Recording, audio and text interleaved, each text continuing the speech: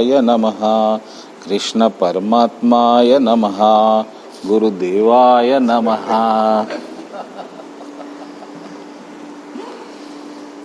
हरे कृष्णा। आज का हमारा सत्संग है श्रीमद् भगवद गीता के 18वें अध्याय का 9वां श्लोक।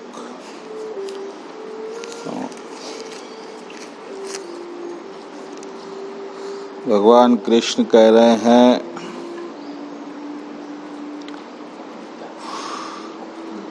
कि जो कर्म इसलिए करता है कि उसे कर्म करना है और फल को पूरी तरह त्याग देता है,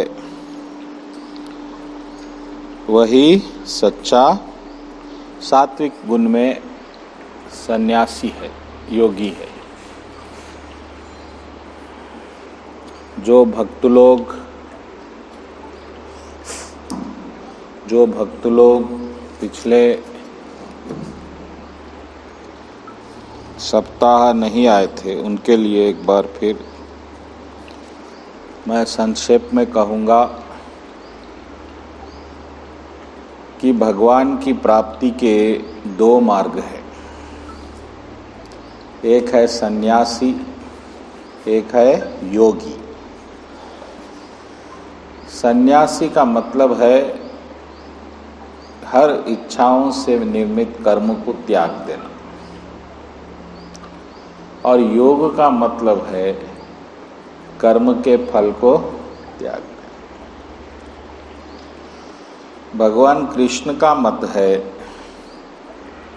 कि कर्म को कोई त्याग नहीं सकते, क्योंकि कर्म कुछ न कुछ करना ही पड़ता। इसलिए कर्म को त्यागने में बुद्धिमानी नहीं है, कर्म के फल को त्यागने में बुद्धिमानी है।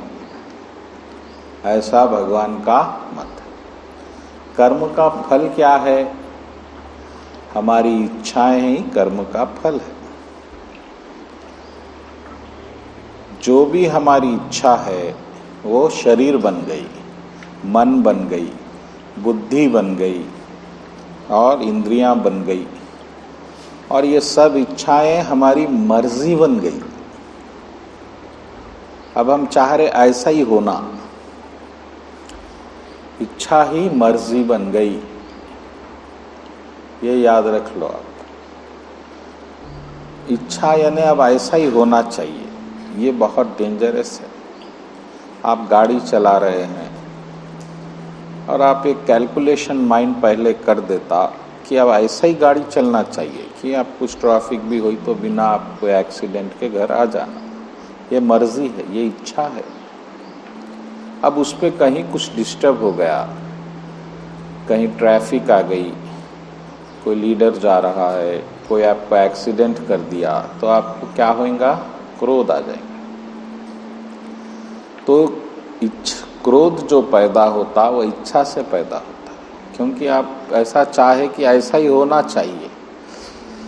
तो जो ज्ञानी लोग होते वह इस ऐसा ही होना चाहिए को त्याग देते और भगवान जैसा चाहेंगे वैसा होगा, तो वो लोग फिर क्रोध से मुक्त हो जाते और आनंद को पा लेते। जब तक आपकी इच्छा रहेंगी, या तो दुख रहेगा या क्रोध रहेगा, क्योंकि आप चाह रहे कि आपकी मर्जी चल नहीं चलना। अब देखिए, दशरथ जी चाह रहे, इच्छा है राम जी राजा बनना, पूरा अयोध्या चाह रहा, वशिष्ठ जी चाह रहे, गुरु जी चाह रहे, सब कोई चाह रहे। क्या चाह रहे? कि राम जी राजा बने। ये इच्छा है। अगर यही इच्छा दूसरी रहती कि जैसा राम जी चाह रहे वैसा ही होना चाहिए, तो किसी को कुछ दुख होने का प्रश्न ही नहीं रहता और दशरथ जी के प्राण भी बच जाते। ये कैसा हुआ? दशरथ जी की इच्छा थी कि एक अच्छा पुत्र पैदा हो, और वो इच्छा पूरी करने के लिए आप गुरु जी के पास गए, और फिर ऐसा पुत्र पैदा हुआ जो आज तक शायद किसी को नहीं हुआ, उतना आज्ञाकारी। लेकिन उसका फल क्या हुआ?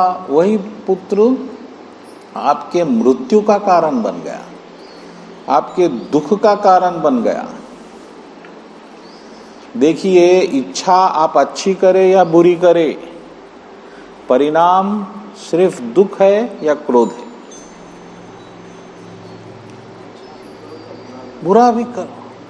अगर दशरथ जी ये इच्छा नहीं करते कि मेरे को एक अच्छा पुत्र होना, तो शायद उनके मृत्यु का तो पुत्र कारण नहीं होता। इसीलिए हमारी इच्छाएं ही हमारे दुख का कारण है, हमारे क्रोध का कारण है। और क्योंकि हमारी इच्छाओं के अनुरूप ही कर्म हुआ, कर्म के अनुरूप ही फल हुआ, फल के अनुरूप ही सुख दुख मिला। अब किसी को पत्नी बहुत अच्छी मिल जाती, किसी को बहुत गुस्से वाली, लड़ने वाली मिल जाती, तो कैसा भी दुख है, और ये उम्र भर का दुख हो जाता।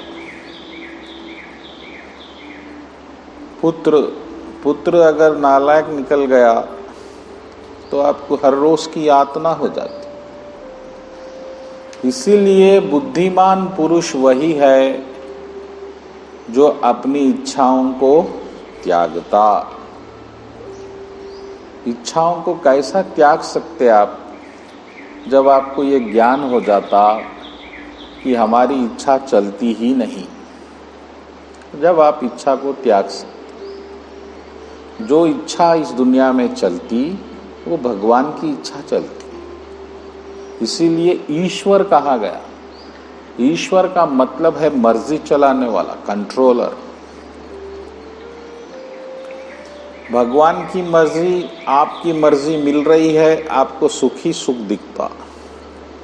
भगवान की मर्जी अलग है, आपकी मर्जी अलग है, आपको दुख दुख दिखता। और क्योंकि भगवान काल रूप में है इस दुनिया में, तो भगवान सब विध्वंस कर रहे। यम यम उपातर्थे दुखे ना सुख हेतवा तम तम धुनोति भगवान। जैसा जैसा बड़े दुख के साथ आदमी सुख पैदा करता, सुख के लिए धन पैदा करता, भगवान उसको नाश कर देते, तम तम धुनोति। इसलिए पूरी दुनिया दुखी है। आर्यन को बेल नहीं मिल रही, कितनी परेशान। क्या नहीं है शाहरुख जी के पास? वकील नहीं है, पैसा नहीं। अगर शाहरुख जी की इच्छा नहीं रहती, ठीक है 8-10 दिन, 1 महीना, 5 महीने बच्चा रहने दो, क्या होने का है, तो कोई दुखी नहीं है। इस तरह से जब राम जी को मालूम हुआ कि वनवास जाना है, तो राम जी प्रसन्न हुए, दुखी नहीं हुए। किस लिए प्रसन्न हुए? साधु, पहले तो पिताजी का एक धर्म काम करने का मौका मिला। आज तक पिताजी उनको कोई आज्ञा ही नहीं दिए, बेटा ये काम करो। तो पहले राम जी बोले मैं आज धर्म को पा लिया। ऐसा बेटा बेवकूफ होगा जो धर्म मिला और छोड़ देगा। दूसरी वजह राम जी को सुखी होने की थी कि मेरा सबसे प्यारा भाई भरत राजा बनेगा। अभी कोई दुख है, इतने बड़े घटना में दुखी नहीं है। और तीसरा सबसे बड़ी वजह, वहां साधु संतों की सत्संग मिल जाएंगी। जो अब राजा बनेंगे तो कहां से मिलेंगे? तो ये इसको बोलते सकारात्मक, पॉजिटिव थिंकिंग। आप अगर कितने भी बड़े दुख में पॉजिटिव रहे तो वहां दुख है ही नहीं।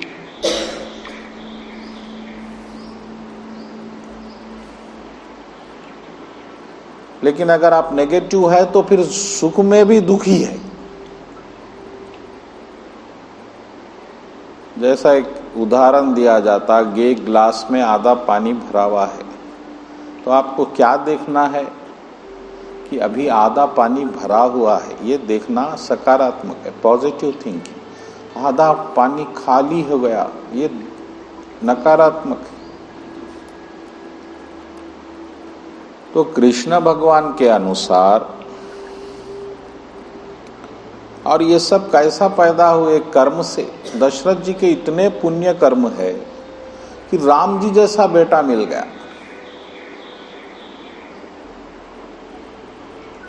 राम जी जैसा बेटा मिलने के बाद क्या फल मिला? दुख मिला। इतने बड़े पुण्यों का फल दुख है। पाप का तो पहले से ही दुख है, पाप में तो दुख ही दुख है। इसलिए पुण्य पाप के चक्र को छोड़ के भगवान की शरण ले लेना। शरण लेने का अर्थ है कि भगवान अब आपकी मर्जी पहले से ही चल रही, चलने दीजिए, अब मेरे को बीच में आप मत अटके। चैतन्य महाप्रभु शरण को इस प्रकार समझाए कि अब मेरे कृष्ण भगवान मेरे को पाँवों के नीचे मसल देंगे या भगत समझ के मुकुट बना लेंगे, दोनों में हम खुश हैं। अष्ट संहिता चैतन्य महाप्रभु 8 श्लोक जो बोले उसमें ये एक श्लोक है कि कृष्ण भगवान अब चाहे तो मुझे क्या करते करने दो, अब मसल देंगे पाँव के नीचे, यानी मेरी तबाही कर देंगे, गिरा देंगे, नाम खराब कर देंगे तो भी करने दो, या अच्छा भगत बना देंगे, नाम बना देंगे, ये करने दो, वो मर्जी उनकी है, इसमें हमारी परेशानी नहीं है। हम तो सरेंडर हो गए। सरेंडर का अर्थ यही है कि अपनी मर्जी को खत्म करके भगवान की मर्जी को कबूल करना, एक्सेप्ट करना, मान लेना, ये शरण है। क्योंकि वो ही चल रही है, हमारी मर्जी कुछ नहीं चल रही। तो ऐसा कोई काम करता वो सात्विक में है। और अगले 10वें श्लोक में भगवान बोल रहे कि जो देखो अभी अपन वही बात करें, जो सात्विक गुण में है वो ना बुरे कर्म से नफरत करता, ना अच्छे कर्म से प्रेम करता, वही बुद्धिमान भी है और उसको कोई डाउट्स नहीं रहते।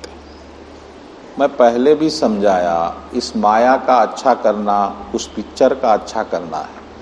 पिक्चर में एक हीरो 1 करोड़ भी दान दे रहा है तो वो पिक्चर है, उसमें कोई दान का मतलब है क्या?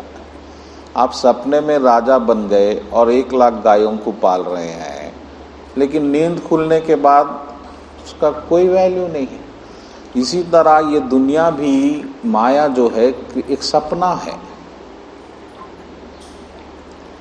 इस सपने में आपको एक चीज अच्छा ऐसा दिखाया जाता भगवान द्वारा और एक चीज बुरी ऐसा दिखाया जाता, लेकिन जो कृष्ण के शरणागत भक्त है वो इस अच्छाई को अच्छाई नहीं मानते, बुराई को बुराई भी नहीं मानते, क्योंकि दोनों सपना है, दोनों माया है। फिर क्या मानते? सिर्फ भक्ति को मानते। कृष्ण भगवान को बस एक भक्ति पसंद है इस दुनिया में। इसलिए कृष्ण भगवान एक श्लोक में बोले हैं पिछले कि मैं ना किसी का पाप, कोई इफेक्ट मेरे को, एक्शन नहीं, कोई कर्म मेरे को इफेक्ट नहीं करता। आप कितने पुण्य कर लो मेरे को इफेक्ट नहीं होता, पाप कर लो इफेक्ट नहीं होता, क्योंकि मैं इनसे पार हूं। सिर्फ भक्ति से इफेक्ट होता। आप भक्ति करेंगे तो भगवान को कुछ हलचल होंगी, भगवान देखेंगे अरे ये कौन है, नाम जप रहा है, ओके राइट। इसलिए बड़े बड़े पुण्यात्मा भी कृष्ण को पाने में असमर्थ है, क्योंकि मात्र पुण्य करने से प्रभु भक्ति नहीं देते। भक्ति प्रभु देते जब आपको पुण्य करने के बाद वह पुण्य ज्ञान में बदलता, और ज्ञान आप जब एक गुरु से लेते तो आप फिर कृष्ण की शरण लेते, वो शरण के बाद कृष्ण आपको एक्सेप्ट करते। कितना पुण्य करे लेकिन आपको कृष्ण का ज्ञान नहीं मिला, सब पुण्य वेस्ट है। और बहुत पाप करे फिर भी कृष्ण के पास आ गए, कृष्ण बोले वो साधु है, क्योंकि वो करेक्ट काम कर रहा है। इसीलिए हमको माया के अच्छाई, भगवान बोल रहे हैं कि जो अच्छाई से प्रेम नहीं करता, हमको अच्छाई से प्रेम हो गया, ये मन है। मन को अच्छाई से बहुत इम्प्रेस हो जाता। अरे वो आदमी सिर्फ पानी पे जिया, कुछ जूस पे, एकदम हम इम्प्रेस हो जाए, क्योंकि वो हम नहीं कर सकते। Opposite poles attract each other, एक लॉ है साइंस में। जो आप नहीं कर सकते उससे आप बहुत इम्प्रेस हो जाते। अरे वो लाइफ में टीवी नहीं देखे महाराज, मोबाइल ही नहीं रखते, कितनी बड़ी बात। हम 1 घंटा मोबाइल नहीं है तो बेचैन हो जाते। तो आप ऐसा समझते कि वो कर रहा है जो हम नहीं कर सकते तो वो बहुत महान हो गया, लेकिन वो भी एक गुण है। वो अपने डिटर्मिनेशन से उस पॉइंट पे आ गया, लेकिन उसमें अगर वो भक्ति नहीं है तो फिर वो वेस्ट है।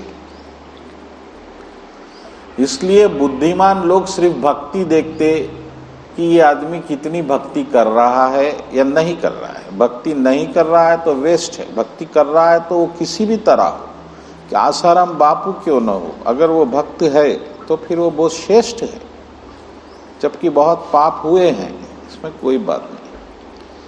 इसलिए ये 10वां श्लोक हमेशा याद रखना, जहाँ भगवान पाप पुण्य को एक लेवल में कर दिए। अब 11वें श्लोक पे जाएंगे।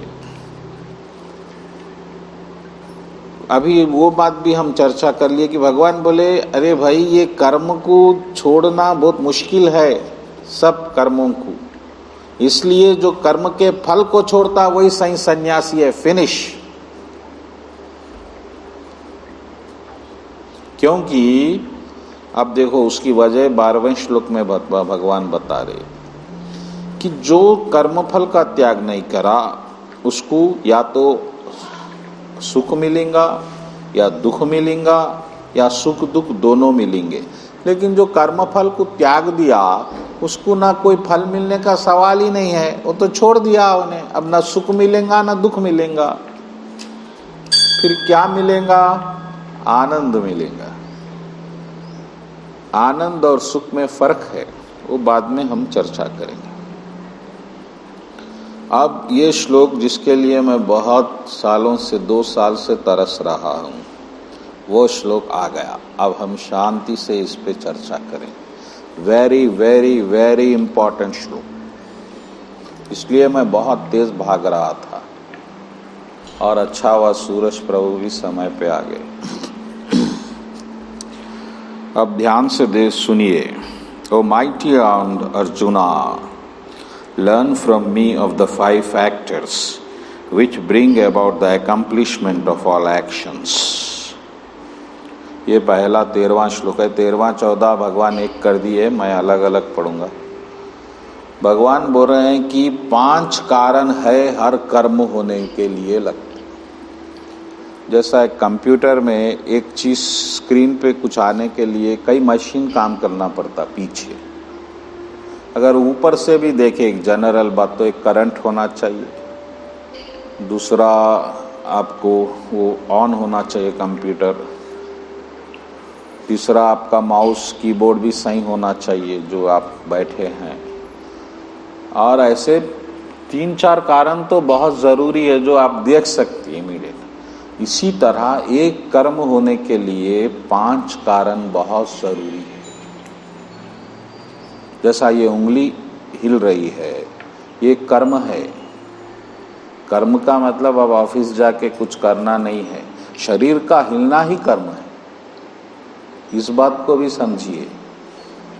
कर्म का मतलब आप वहाँ जाके कुछ काम करें वही कर्म है, ऐसा नहीं है। आपका शरीर हिलना, मन हिलना, आपकी जबान हिलना कर्म है। मन, वचन और कर्म, शरीर, मन, वचन। इस तरह से अगर ये उंगली हिली तो इस पे 5 चीजें अभी काम कर रही है आपके पीछे, वो तभी शरीर काम कर सकता। ये टेक्नोलॉजी है शरीर की। इतना बड़ा रहस्य कृष्ण हमको बता रहे, ये कोई मामूली बात नहीं है। देखो आप कान खुजाए, इसके लिए 5 चीजें अंदर काम करें। एक चीज से आप अकेले नहीं कर सकती आत्मा, याद रखिए। अब ये 5 चीजें क्या है अगले श्लोक में देखिए। These are declared in the संख्या फिलॉसफी, और ये पूरे संख्या फिलॉसफी में बताया गया है। संख्या शास्त्र एक सन्यासियों का फिलॉसफी, उसमें ये बताया गया है। और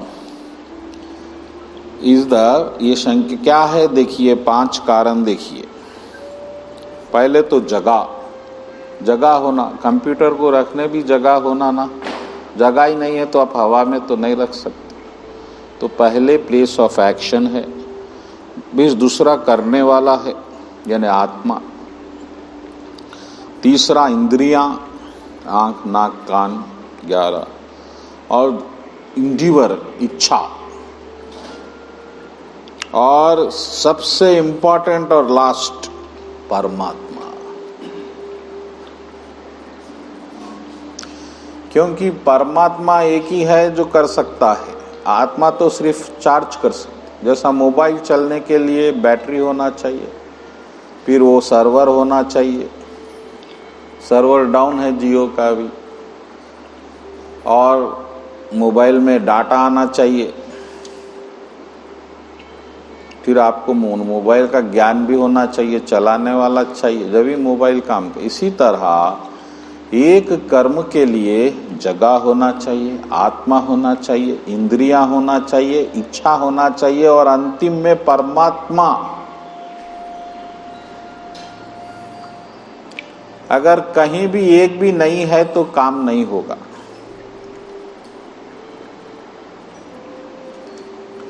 इसलिए भगवान नेक्स्ट श्लोक में क्लैरिफाई कर रहे कि फिर आप बोलेंगे फिर अच्छे काम ही परमात्मा करता, फिर बुरे काम, जो इतने बड़े बड़े अपराध हुए भी परमात्मा करा क्या, एक डाउट आ सकता। तो उसके लिए अगला श्लोक क्लैरिफाई कर दिया।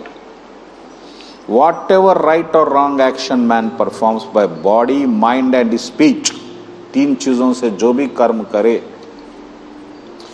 is caused by these 5 factors। अच्छा करे या बुरा करे, 5 जरूरी है।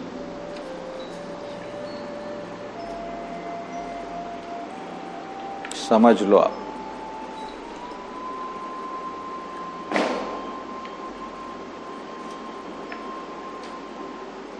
और आप अकेले ही मैं कर रहा हूं समझते, यहां पर पूरी जिम्मेदारी आप पे आ जाती और आप नाना प्रकार के दुख और सुख उठाते। अगर आपको पहले से ही ज्ञान है कि मैं अकेला नहीं कर रहा हूं भाई, भगवान भी रिस्पॉन्सिबल है, तो आप कैसा पाप में आएंगे। जैसा कि आप एक एजेंट, कोई कंपनी के लिए काम कर रहे हैं, एजेंट है, तो जब एजेंट गलती करता तो कंपनी रिस्पॉन्सिबल होती, केस कंपनी पे डाला जाता, एजेंट के लिए नहीं डाला जाता। Master is responsible for the acts of servants, agency act कानून भी। तो इसी तरह से कृष्ण भगवान बोल रहे हैं कि आप अच्छा कर्म हो या बुरा कर्म हो, और कैसा कर्म हो, जो शरीर से हो, मन से हो या वाणी से हो, आप बात भी कर रहे हैं तो उसके लिए 5 एनर्जी जरूरी है। 5 मशीन नहीं चल रही है तो आप कुछ कर ही नहीं सकते। इसलिए भगवान ये साधु लोग वरना भटका देते, अच्छे काम ही परमात्मा करा, बुरे आप कर रहे, ऐसा फंसा दे सकते थे आप। ये पंडित लोग बहुत परेशान करते, इसलिए भगवान ये डाउट क्लियर करते, अच्छा या बुरा, शुभ अशुभ। अब अगले श्लोक में भगवान क्या बोलेंगे उसके बाद हम चर्चा शुरू करें। Therefore, he who thinks himself the only doer, not considering the 5 factors, is certainly not very intelligent and cannot see things as they are। इसलिए जो बेवकूफ़ है, बुद्धिमान नहीं है, और जो एक ही कारण देख रहा है खुद को, वो बेवकूफ़ है, और वो ऐसा नहीं देख सकता जैसा सही देखना चाहिए।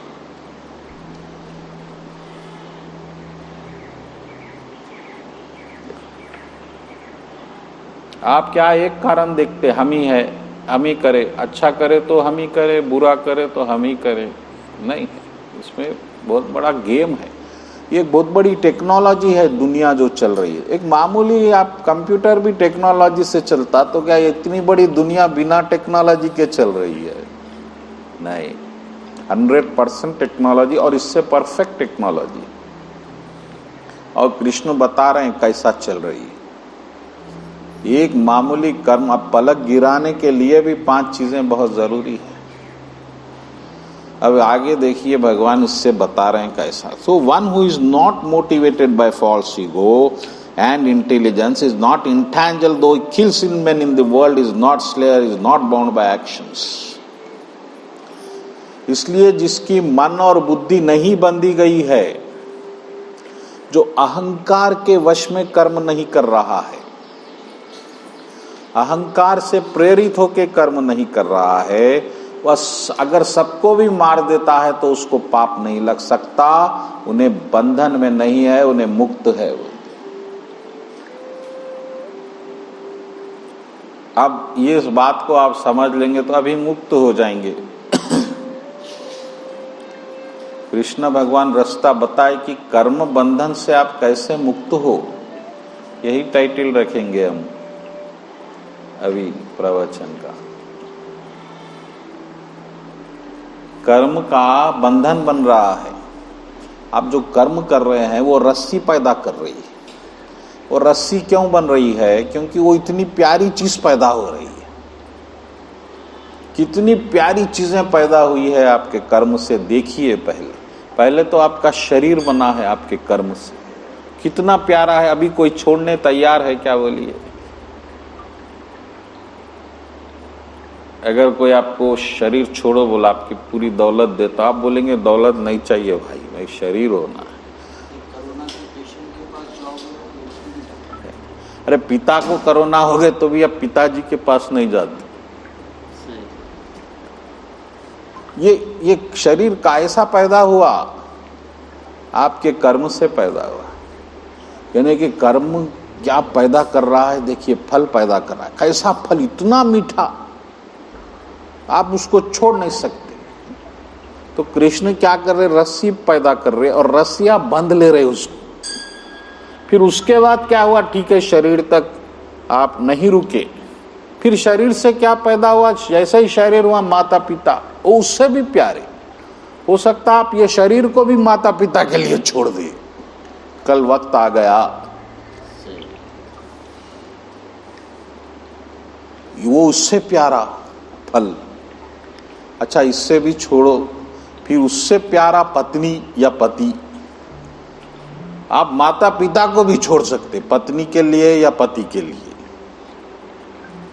अब ये भी छोड़ दीजिए, उससे भी प्यारा फल बना पुत्र पुत्री। पति पत्नी को जो छोड़ सकते, माता पिता को छोड़ सकते, परिवार को, शरीर भी छोड़ सकते बच्चों के लिए। शाहरुख खान सबूत है इस बात का। तो ये जो फल पैदा हो रहे हैं, कैसा पैदा हो रहा है? हम रस्सी बना रहे हैं, हम बांध रहे हैं। इसके लिए उसको संभालते संभालते आप उसमें शरीर छूट रहा है, लेकिन वो इच्छाएं नहीं छूट रही है।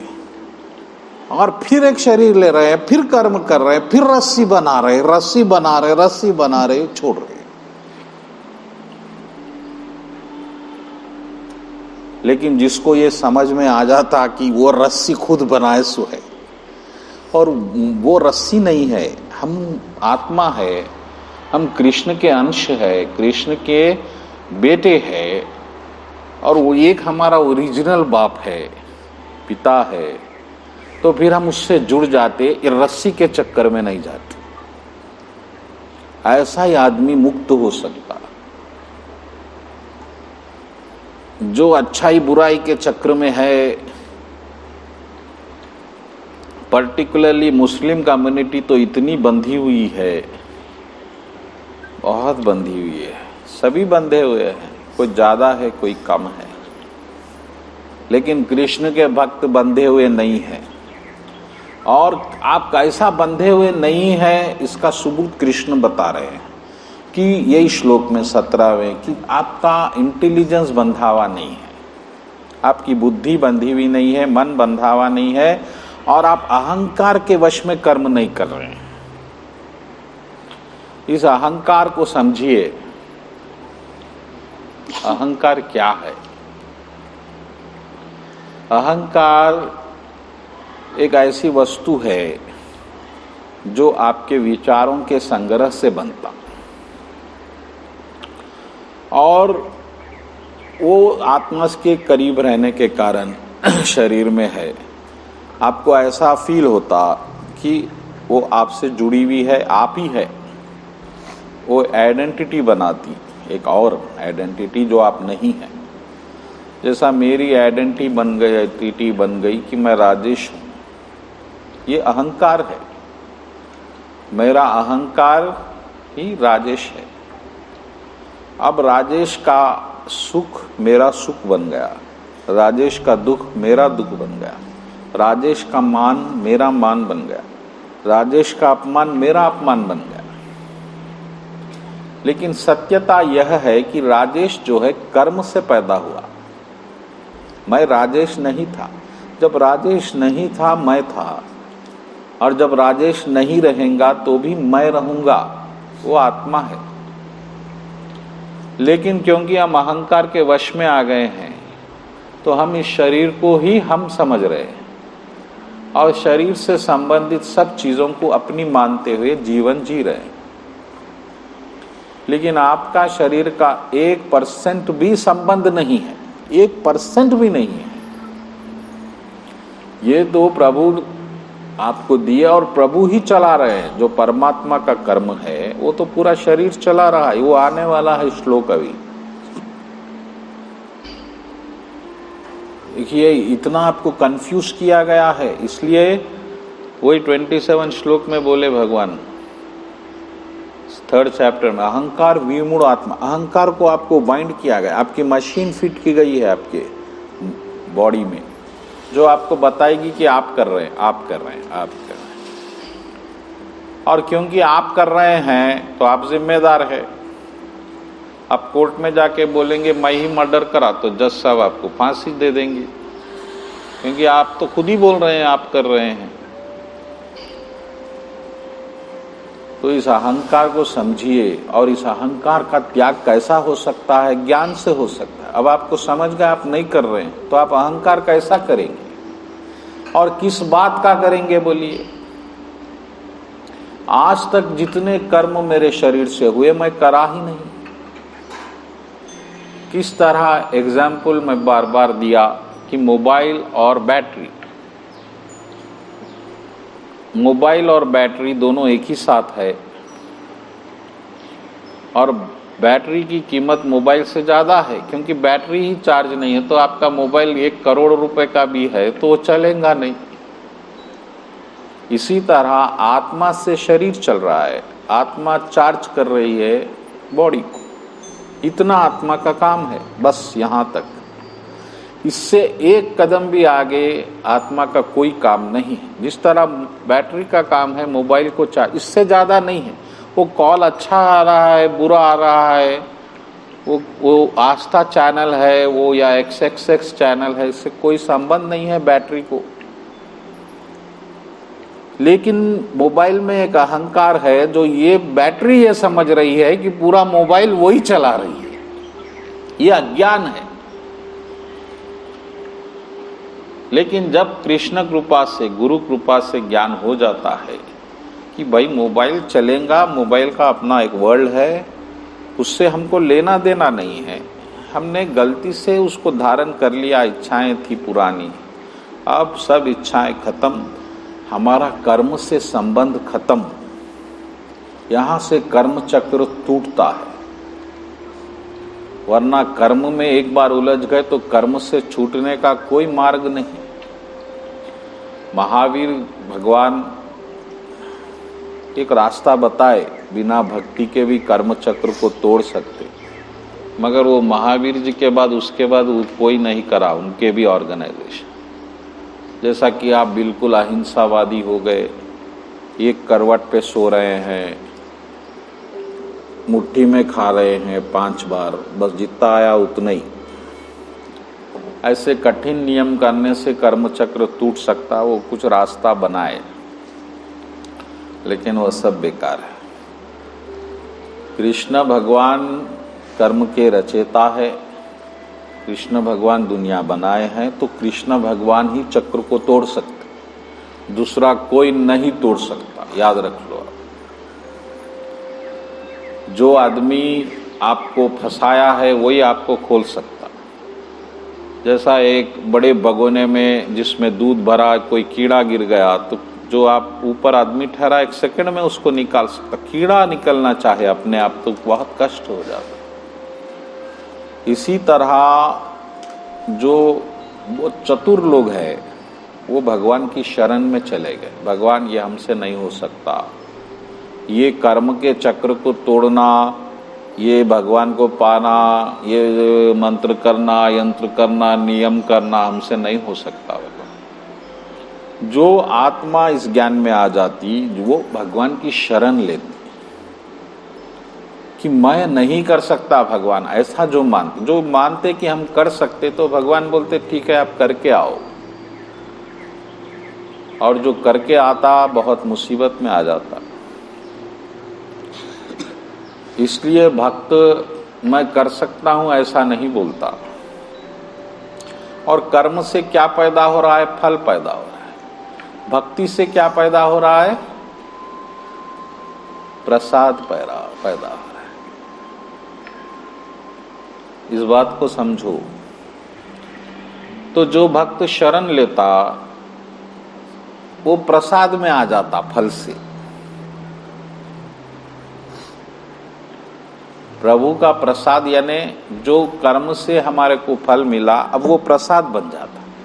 मेरा शरीर प्रभु का प्रसाद है, मेरी माता पिता प्रभु का प्रसाद है, मेरी पत्नी, मेरे पति, मेरे बच्चे प्रभु का प्रसाद है। अब आगे जो मिलेगा वो प्रभु का प्रसाद रहेगा। तो कर्म फल से प्रसाद की यात्रा शरण की यात्रा है।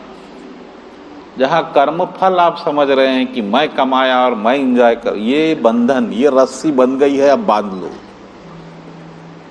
जितना रस्सी बांधेंगे उतने बंधे जाएंगे। कितनी रस्सी तोड़ेंगे आप? अभी देखिए कितनी रस्सी बांध चुके हैं। पहले तो शरीर से बंधे, फिर परिवार से बंधे। अच्छा, परिवार छोड़िए, फिर बाहर की रस्सियों से भी बंधे गए आप। राजनीति है, क्रिकेट है, फिल्म है, ये सब रस्सियां हैं। हर रस्सी से, और रिश्तेदार है, दोस्त है, ये रस्सियां ही रस्सियां, रस्सियां ही रस्सियां। और रस्सी बना रहे हैं। अभी नए नए चीज आ रहे हैं। पहले एक चैनल डीडी था, फिर 1000 चैनल आए, फिर चैनलों के बाद अब कुछ एलेक्सा आ गया, वो फायरफॉक्स आ गया, अमेजॉन आ गया, तो क्या क्या आएगा अभी देखिए। क्योंकि हर कोई रस्सी बना रहा है और हर कोई चाहता कि आप उसकी रस्सी में फंस जाए, क्योंकि जब भी उसको लाभ होगा।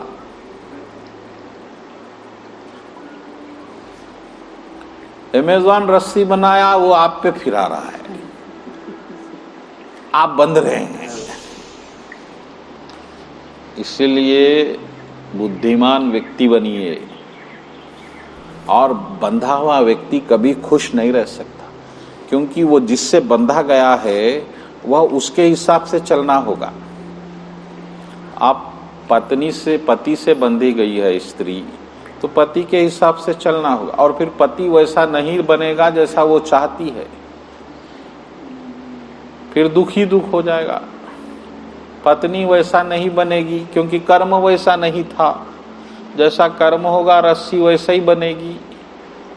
तो कर्म तो हम उल्टे उल्टे करे हैं और फल जो है अच्छा अच्छा चाह रहे हैं। झाड़ बोए बबूल का आम कहाँ ते पाए।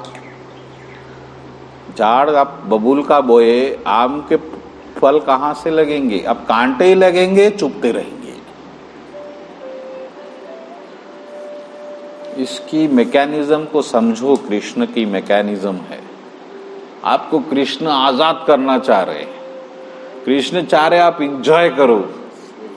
कृष्ण का मतलब ही आनंद है। सच्चित आनंद, 3 ही चीज है भगवान। कृष्ण ऐसा करंट है, आपको छीते शॉट लगेंगे, आनंद का शॉट। कृष्ण को पाकर आप दुखी है तो अभी कृष्ण को नहीं पाए आप।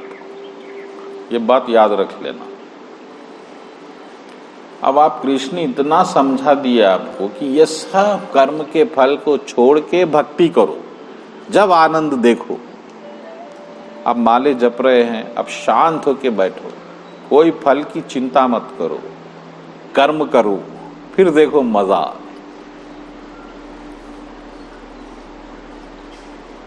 तो कृष्ण भगवान को रहे कि जिसकी बुद्धि बंधी नहीं गई है वह पाप करते हुए भी पाप नहीं करता, वह हत्या करते हुए भी हत्या नहीं करता और उसके बंधन से, उसकी सजा से मुक्त हो जाता। ये बहुत बड़ी बात है। कृष्ण भगवान के हिसाब से ऐसे के लिए कोई सजा नहीं है जिनको, और अहंकार कब खत्म होएगा? जब आपको ये मालूम होएगा कि आप नहीं कर सकते, जब ही अहंकार खत्म हो सकता। जब तक आप में कर्ता भाव है, अहंकार कभी खत्म नहीं हो सकता। जब आप ये समझते हैं कि आप कर सकते हैं, आप अच्छा कर सकते हैं, आप बुरा कर सकते हैं, आप पुण्य कर सकते हैं, आप पाप कर सकते हैं, यहाँ तक कि आप भक्ति कर सकते हैं भी समझ रहे हैं, तो समझो आप अहंकार में अभी है। जब आप ये समझ जाते कि मैं कुछ नहीं कर सकता, मैं भक्ति भी करता हूं तो प्रभु की कृपा से कर सकता हूं, तो समझो आप अहंकार से मुक्त हो गए। वहां आप हिसाब किताब नहीं रखते, आप अपनी इच्छा नहीं बनाते कि ऐसा होना चाहिए। ये कंप्लीट मुक्ति है इसी क्षण, फिर आगे मुक्त होंगे का सवाल ही नहीं। आपको समझ गए आप बांधने वाली चीज कहां से पैदा हो रही है? आपसे पैदा हो रही है, आप ही बना रहे हैं रस्सी, ऐसा प्रभु की माया, और आप ही बंध रहे हैं।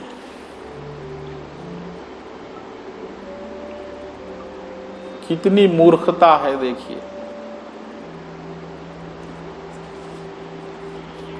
इसलिए ये श्लोक बहुत बहुत महत्वपूर्ण है। 13 से लेके 17 तक इसको डेली एक बार पढ़ लेना, 4-5 श्लोक। भगवान बोल रहे 5 कारण है कर्म के। हाँ, उस पे भी ध्यान देना है कि 5 कारण में कौन सा चीज क्या करती है। इसमें 5 में 3 कारण तो जड़ है, यानी कुछ कर ही नहीं सकते, जगह कुछ नहीं कर सकते, इच्छा तो इच्छा है वो भी कुछ नहीं कर सकते, और इंडिवर इच्छा, और क्या है? आत्मा। आत्मा परमात्मा तो 3 है ना। हाँ, बॉडी, शरीर कुछ नहीं कर सकता जब तक उसमें लाइफ ना हो, आत्मा ना हो। तो ये 3 को छोड़ दीजिए। अब आत्मा परमात्मा का रोल क्या है? क्योंकि ये दोनों एक्टिव है। आत्मा चेतन दे सकती, शरीर नहीं चला सकती। क्यों? ये बहुत बड़ा प्रश्न है। आत्मा शरीर क्यों नहीं चला सकती? वो इसलिए कि आत्मा का जो तत्व है वो कृष्ण तत्व है। वो सिर्फ कृष्ण से प्रेम कर सकती, वो एक ही काम कर सकती, दूसरा कोई काम नहीं कर सकती। जैसा एक फैन बना है तो सिर्फ एक हवा दे सकती, हवा देने के सिवाय आपको फैन को बोलेंगे कि थाली बनो, उसके प्लेट्स को थाली बनाएंगे, वो बन सकता, लेकिन उसका वो काम नहीं है। इसी तरह आत्मा का एक ही तत्व है भक्ति। भक्ति नहीं करने वाली आत्मा को प्रभु एक आर्टिफिशियल शरीर बनाए, लेकिन वो नहीं चला सकती क्योंकि वो भक्ति कर सकती। इसीलिए कृष्णा को परमात्मा बनना पड़ा, और परमात्मा बन के प्रभु आपके हृदय में बैठ के उस शरीर को चलाना पड़ा। लेकिन आप मैं कर रहा हूं ऐसा समझते, क्योंकि वो अहंकार का मीटर आप पे फिक्स है, उसके इन्फ्लुएंस में आप समझते आप कर रहे हैं। ये टेक्नोलॉजी पीछे की। इस बात को गहराई से समझिए। आपके आज तक जितने कर्म हुए उसमें आप 1% आपका कर्म नहीं हुआ, सब परमात्मा करा, और आप उसके मजे लेना। इसलिए कृष्ण भगवान पहले श्लोक में बोले फल की इच्छा त्याग दो भाई, बस है, उतना भी बस है, इतना बड़ा ज्ञान की आवश्यकता है। कर्म करो, फल को छोड़ दो, बस मुक्त हो गए। तो हम गैर कानूनन ढंग से, कृष्ण के कानून के हिसाब से गैर कानूनन फल को अनऑथराइज एंजॉय करें, इसका अधिकारी कृष्ण है, क्योंकि कृष्ण कर्म कर रहा है। हम नहीं कर सकते, कर ही नहीं सकते, कोई जन्म में नहीं कर सकते, ना अच्छा कर सकते ना बुरा। हम एक चीज कर सकते, भक्ति कर सकते, बस। इसलिए भक्ति कर्म नहीं है, ये तत्व है। और भक्ति से फल नहीं मिलता, प्रसाद मिलता है। कृष्ण की भक्ति करने से फल मिला नहीं बोल सकते, कर्म से फल मिल सकता है, भक्ति से प्रसाद मिलता है। और जो ये ज्ञान में आ जाता वो भक्ति के सिवाय और क्या कर सकता बोलिए। और वो भक्ति करता है यानी घंटी बजाना नहीं है, ये कृष्ण के लिए कर रहा हूं, समझना भक्ति है। और यही कर्म जो आप अभी कर रहे हैं, इस ज्ञान में भगवान के लिए होना है, क्योंकि भगवान ही कर रहे हैं, ये भगवान का कर्म है, सब खत्म, वो पूजा हो गई। इसलिए अर्जुन फिर मंदिर आके भजन नहीं करा, युद्ध करा। आपका कर्म दिव्य बनना है तो आपको ये समझना होगा कि ये जो अब कर्म ये जन्म में मेरे से हो रहा है, ये कृष्ण कर रहे हैं, कृष्ण का है और कृष्ण को ही फायदा होने वाला है, आपको कोई फायदा नहीं है इससे। वो कर्म पूजा हो जाएगी, वो दिव्य हो जाएगा। ये कर्मयोग है। कर्मयोग में घंटी बजाना, कीर्तन करना, भजन करना, सत्संग करना नहीं है।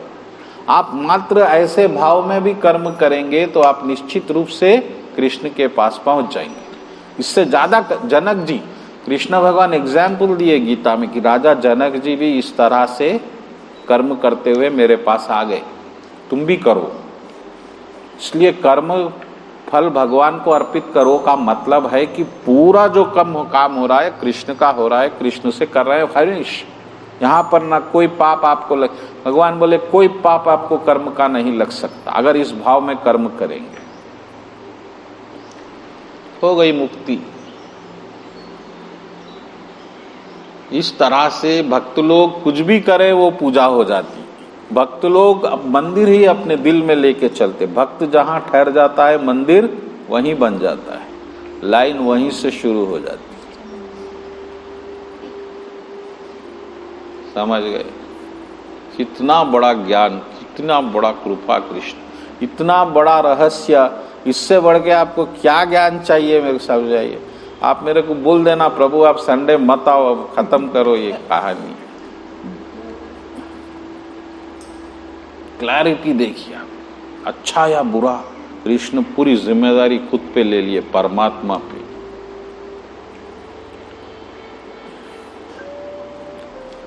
तो इस तरह से आज का क्या है, आज है ना ठीक। तो इसमें आपको कोई डाउट्स है तो पूछिए, क्योंकि ये बहुत गहरा रहस्य है, ये सीक्रेट है। ये आपको किसी महाराज के द्वारा कोई प्रवचन में मिलना मुश्किल है। मैं तो अभी तक नहीं सुना किसी से। आप कहीं सुने तो मुझे बोलिए, ये महाराज ये बोले हैं। क्या क्या बोलते हैं महाराज लोग, लेकिन फिर एक रस्सी बन जाती, वो रस्सी से खुद फंस जाती। यहाँ तक कि जो गुरु बनता है वो भी एक रस्सी है, गुरु से भी बनना नहीं चाहिए। मुक्ति क्या मतलब, इस रस्सी से ही पीछा छुड़ाना। इसलिए रस्सी को गुण कहा जाता है। और कृष्ण की माया 3 गुणी है, 3 टाइप की रस्सी है, अच्छी, फल वाली और नशे वाली। अच्छी यानी सात्विक, फल वाली यानी रजस, नशे वाली यानी तमस। आप नशे से बच गए, फल से बच गए, अच्छाई में फंस जाते।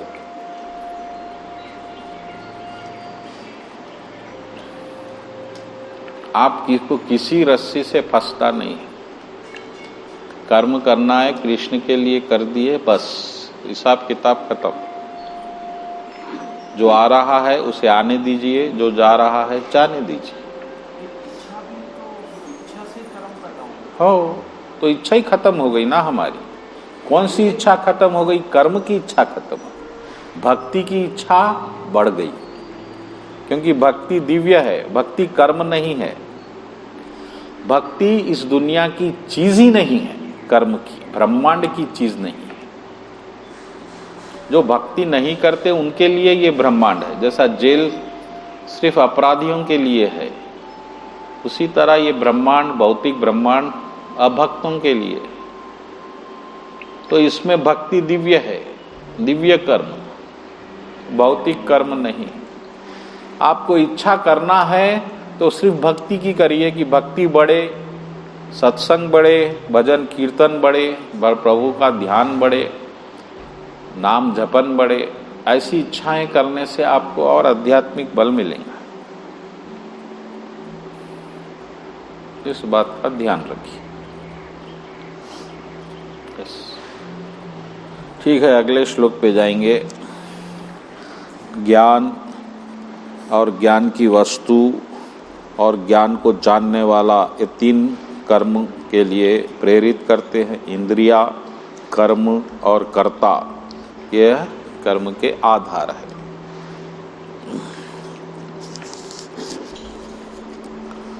थ्री मोड्स ऑफ नेचर, तीन गुणों के हिसाब से तीन प्रकार का ज्ञान है, तीन प्रकार का कर्म है। अगला श्लोक, और तीन प्रकार के कर्ता है।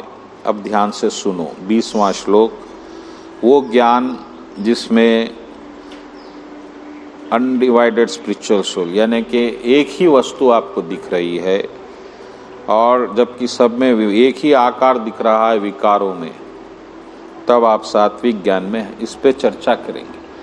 जब आप सबको देख रहे हैं, विभिन्न विभिन्न रूप है, विभिन्न विभिन्न आकृतियां हैं, शरीर है, लेकिन सब में आपको एक ही चीज दिख रही है, तो आप सात्विक ज्ञान में हैं।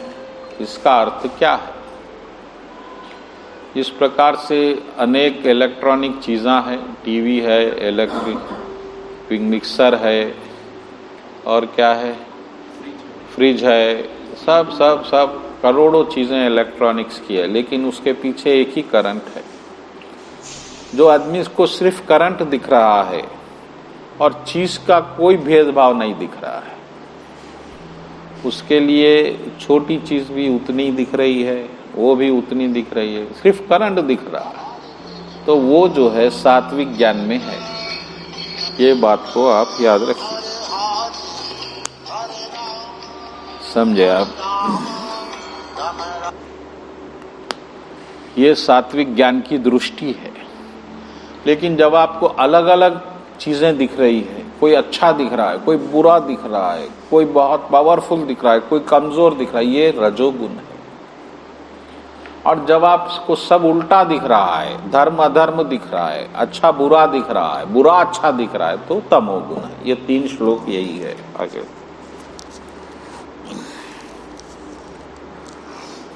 21-22 में भगवान बोल रहे हैं कि जिसको एक ही कर्म सब कुछ है। कुछ लोग ऐसा जीते कि वो कर्म कर लिए, बस यही जीवन है, दूसरे में हमको क्या करना है, हम अच्छा है, परिवार अच्छे, ऐसा तमोगुण है। बोले ऐसा विचार। और 27वां श्लोक पे जाइए। जो कर्म करने वाला लालची है, फल को एंजॉय करना चाहता है, हमेशा पवित्र है, दुश्मनी रखता, लालची है, ये पैशन है। और 28 में भगवान बोल रहे हैं वही जो उल्टा है, धर्म के विरुद्ध है, भगवान को नहीं मानता, कोई दान पान पुण्य नहीं करता, भजन, हमेशा सुस्त और जहरीला, ये इग्नोरेंस में है। 29वें श्लोक में बोल रहे हैं भगवान, तीन टाइप की समझ भी है गुणों के हिसाब से। 29, तीन प्रकार की समझ और तीन प्रकार के संकल्प, डिटर्मिनेशन भी है। ध्यान से सुनो, जिसमें आपको पहले 30वें श्लोक में भगवान बोल रहे कि जो ये समझता है क्या करना है, क्या नहीं करना है, किससे डरना है, किससे नहीं डरना है, क्या बंधन देने वाला है, क्या मुक्ति देने वाला है, ऐसा ज्ञान, ऐसी समझ सात्विक है। अब हमको समझ में आ गया ये सात्विक, कि भाई कर्म बिना फल की इच्छा के करना और बंधन से डरना, लालच से डरना, ये सब चीज़ें सात्विक है, ऐसा ज्ञान सात्विक है। और जो 31वें श्लोक में भगवान बोल रहे कि अच्छे बुरे में जो फर्क नहीं समझ सकता और क्या कर्म करना है क्या नहीं करना है ये समझ में जिसको नहीं आता, इम्परफेक्ट अंडरस्टैंडिंग, उसको साइंस कंफ्यूज्ड है, ये पैशन है। और जो उल्टा करता, धर्म को अधर्म समझता, 30 सेकंड में वो हमेशा जो है उल्टा ही चलता, ये तमोगुण है।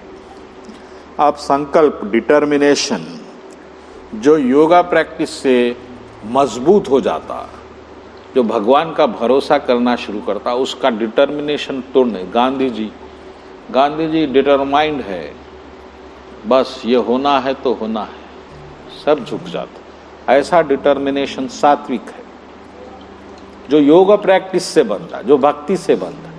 आज भक्तों को प्रभुपाद जी का डिटर्मिनेशन सात्विक है। अमेरिका चले गए बिना पैसे लिए, 2 साल डिटरमाइंड है, ये सात्विक है। जो सुख में बहुत खुश हो जाता, दुख में बहुत रोना शुरू कर देता, ये। और जो सेंस ग्रेटिफिकेशन, रजोगुण है, ये हम सब है। 34 श्लोका 35 में भगवान बोल रहे। और जो सिर्फ सोचते रहता, सपनों में रहता, नशे में रहता, हकीकत की दुनिया में आते ही नहीं, ये तमोगुण में संकल्प है। सुख और दुख भी 3 प्रकार के होते।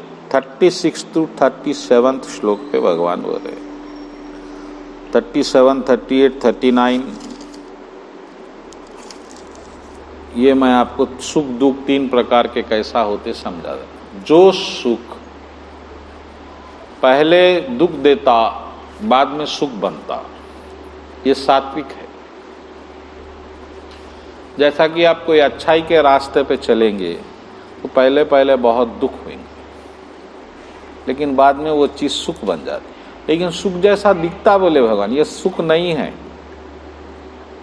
पहले जहर दिखता, बाद में सुख दिखता, ये सात्विक है। कोई भी अच्छा काम आप करेंगे, पहले दुख दिखेगा, लेकिन वो दुख से आप घबराएंगे नहीं तो बाद में वो सुख बन जाएगा। और जो पहले सुख दिखेगा, ये रजस पैशन। पहले सुख दिखेगा, बच्चा बच्ची मिले, आनंद है, गाना गाए, होटल गए, फिर वही बाद में बहुत दुख बन जाएगा। पति पत्नी बन गए, रोज लड़ रहे हैं, ये रजोगुण। हर वो सुख जो पहले सुख दे रहा है, वो समझो पैशन है, बाद में दुख में बदलने वाला है, ये फिक्स रूल है। जो बेटा बचपन में बहुत प्यारा प्यारा दिखा, मीठी मीठी बात करा, वही बेटा फिर लात मारेगा तो फिर वो दुख हो जाएगा। तो यही जो है रजोगुण है। और जो पहले दुख बाद में दुख, वो तमोगुण है। जैसे आर्यन जी नशा करने गए, एंजॉय, वो दुख, फिर बाद में भी दुख। जो भी नशे की चीजें, शराब पीना भी एक दुखी होता, पहले उसको मंगाना, वो जगह ढूंढना, फिर घर में गाली, फिर वो सब परेशान में आप थोड़ा एंजॉय हो भी जाता, फिर बाद में तो पूरे ही दुख। तो ये तमोगुण है। 3 प्रकार के सुख दुख भगवान बताए। तो बुद्धिमान लोग पहले दुख उठा लेते अच्छाई पे चल के, अरे भाई बाद में तो सुखी मिलना है ना, इसलिए वो सुखी रहते। जो पैशन में रहते वो पहले सुख से परेशान हो जाते, सुख में आ जाते, फिर बाद में दुख रोते रहते। इसलिए पूरी दुनिया दुखी है, क्योंकि रजोगुण में है। इस बात को आप यहाँ से कुछ ज्ञान की बात प्रभु कर रहे हैं 40वें श्लोक से, इस पे जरा ध्यान देंगे। हो सके तो इसको अगले हफ्ते भी कर सकते अगर समय हो रहा। वहाँ बड़ा ही रहता कृष्ण का हर बात, वो तो मैं छोटी कर रहा हूँ। 2 साल से तो गीता चल रही है, भगवान 2.5 घंटे में बोले हैं। मैं छोटा करना पड़ता समय के अनुसार, क्योंकि मैं चाह रहा हूँ हम उस शरण पॉइंट पे आ जाए जो कृष्ण भगवान आने वाले हैं, बहुत जल्द आने वाले हैं। तो ठीक है, वो श्लोक पढ़ लेंगे, ये भी इम्पोर्टेंट है, इस पे थोड़ी चर्चा हो सकती है। There is no being existing either here, demigods, higher planetary system which are free from 3 modes of material nature। वो चाहे भगवान हो, चिमटी हो, पाताल हो, सूताल हो, कोई लोक हो, तीन ये गुणों से बचावा नहीं है। सब तीन गुणों में फंसे हुए कृष्ण की माया। कोई ये नहीं जानते कि ये कैसा बनी है, कैसा चल रही है। भगवान शंकर भी नहीं जानते, भगवान ब्रह्म भी नहीं जानते। भगवान शंकर जी खुद बोले हैं कि भाई देखो, मैं खुद नहीं जानता ये माया कैसा कृष्ण की बनी, कैसा चल रही, हम कैसा फंसे हुए हैं। कृष्ण की माया को सिर्फ कृष्ण ही जानते और कृष्ण ही आपको बचा सकते, यही परम सत्य है। और जो कृष्ण की इस बात को जान लिया वो मुक्त है, अपने आप मुक्त है। वो फिर बाद में क्या कर रहा है, क्या नहीं कर रहा है, इसका कृष्ण को कोई लेना देना नहीं। इसलिए भगवान, आप ये मत समझो कि दुर्गा माँ, शंकर भगवान या कोई और भगवान इस माया से बच गए। कोई नहीं बच सकता। सब परेशान है कि हम कैसा बन गए, कैसा चल रहे हैं, कैसा सूरज आ रहा है, कैसा हवा आ रही है, कैसा पानी आ रहा है, किसी को नहीं। इसलिए भगवान ये बोल दिया कि देखो, ये मत समझो कि वो बहुत बड़ी चीज़ है, उन्होंने बहुत, कोई नहीं, मैं बस अकेला मैं हूँ।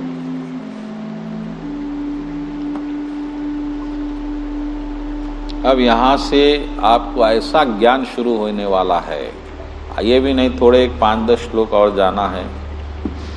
वह ज्ञान तो समझो आप उसको वीडियो रिकॉर्डिंग कर लेंगे, क्योंकि बहुत इम्पोर्टेंट है। ये समझो कि जितने हम गीता आज करें उसका वो फल है, जो आने वाली गीताएं। किसी कीमत पे आप जल्दी आ जाओ और 8:30 को आ जाओ, 1-2-3 हफ्ते कम से कम। और आज से संडे से कार्तिक मास भी है। हाँ, कार्तिक मास है तो दिए लगाओ, कीर्तन वीर्तन भी करते हुए आओ, लेकिन समय पे आओ, क्योंकि बहुत छूट जाता, वो बहुत बुरी बात है। एक 4 हफ्ते ऐसा समझो कि ये भी मत बोलो कि कोरोना का इंजेक्शन ले रहे हैं, ऐसा समझ के आओ। भगवान की मर्जी के बगैर तो मैं कुछ नहीं कर सकता। सही बात। बोलो कृष्ण कन्हैया लाल जी की जय। आज के सत्संग की जय। नहीं आ सकता।